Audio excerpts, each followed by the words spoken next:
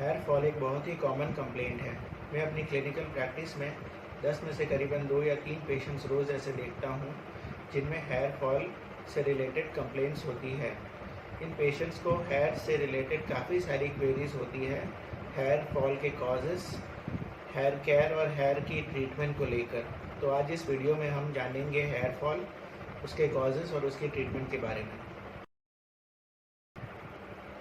Hello, I am Dr. Mehul Patel, consultant dermatologist practicing in Surat. Hair fall के बारे में जानने के लिए सबसे पहले हम हेयर के स्टेजेस के बारे में जानेंगे। हमारे सिर पे हेयर 3 स्टेजेस में होते हैं। यह स्टेजेस है एनाजन, कैटाजन और टीलोजन। एनाजन स्टेज हेयर का ग्रोथ स्टेज होता है। इस स्टेज में बाल हमारा ग्रो करता है। करीबन 90% ऑफ द हेयर हमारे स्कैल्प पे इस स्टेज में होते हैं। कैटाजन फेज ट्रांजिशन फेज होता है। इस स्टेज में बालों की ग्रोथ रुक जाती है और वो धीरे धीरे अपने हेयर रूट से डिटैच होने लगता है। तीसरा स्टेज है टीलोजन। इस स्टेज में हमारे बाल झड़ने लगते हैं। करीबन 10% ऑफ द हेयर इस स्टेज में होते हैं, इसीलिए हमारे 50 से 100 बाल रोज़ झड़ते हैं। अब हम हेयर फॉल के कॉजेज़ के बारे में बात करेंगे। 2 सबसे कॉमन कॉजेज़ हेयर फॉल के हैं, टीलोजन इफ्लूवियम और हार्मोनल हेयर फॉल।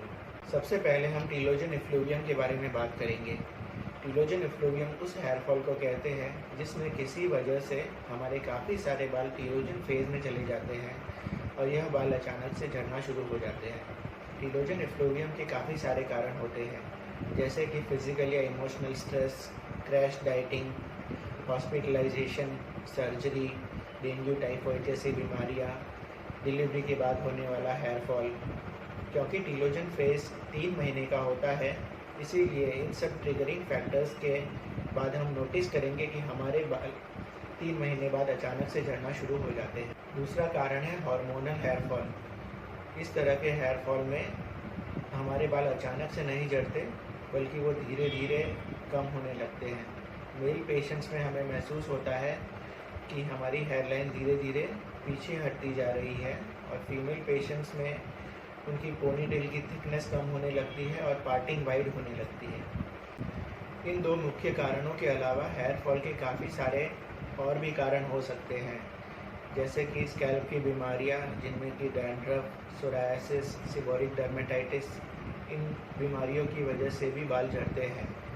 काफ़ी सारी हेयर स्टाइलिंग प्रोडक्ट्स यूज़ करने की वजह से भी काफ़ी बार हेयर फॉल होता है।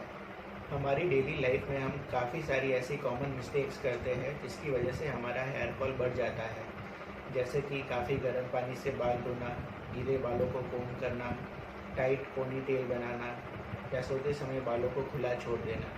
तो हमें यह चीज़ें अवॉइड करनी चाहिए। हेयर फॉल को लेकर लोगों में काफ़ी सारे मिथ्स भी होते हैं, जैसे कि ज़्यादा शैम्पू करने से बाल ज़्यादा झड़ेंगे।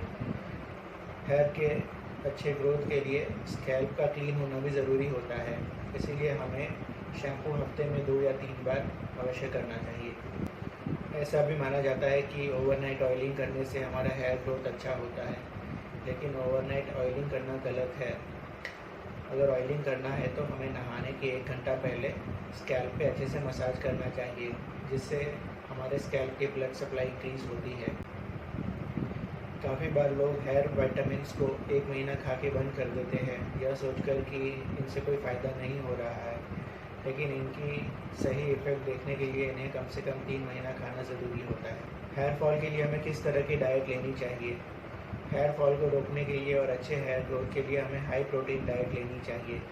हाई प्रोटीन के सोर्सेज होते हैं मिल्क, एग, पनीर, सोया, मूंग, चना, दालें।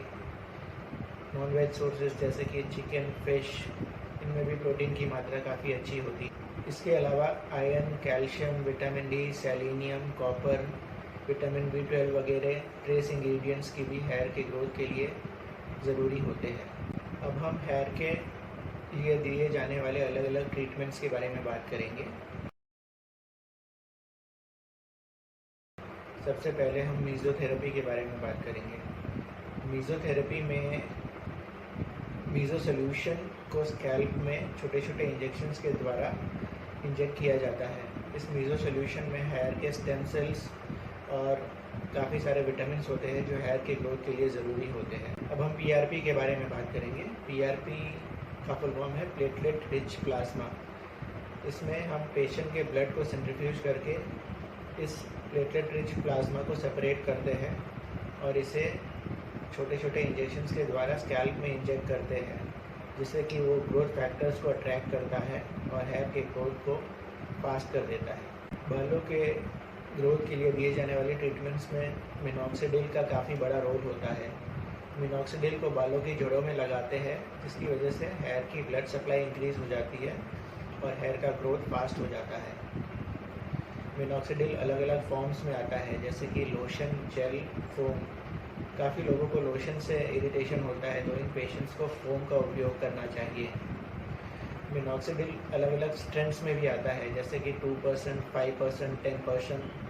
तो आपको किस स्ट्रेंथ की ज़रूरत है आपके हेयर फॉल के लिए, यह आपको एक अच्छा डर्मेटोलॉजिस्ट ही बता सकता है। तो आपको एक डर्मेटोलॉजिस्ट का कंसल्ट करना चाहिए हेयर के ग्रोथ के लिए ज़रूरी विटामिन्स, मिनॉक्सिडिल या ट्रीटमेंट्स के बारे में जानने के लिए और इलाज लेने के लिए।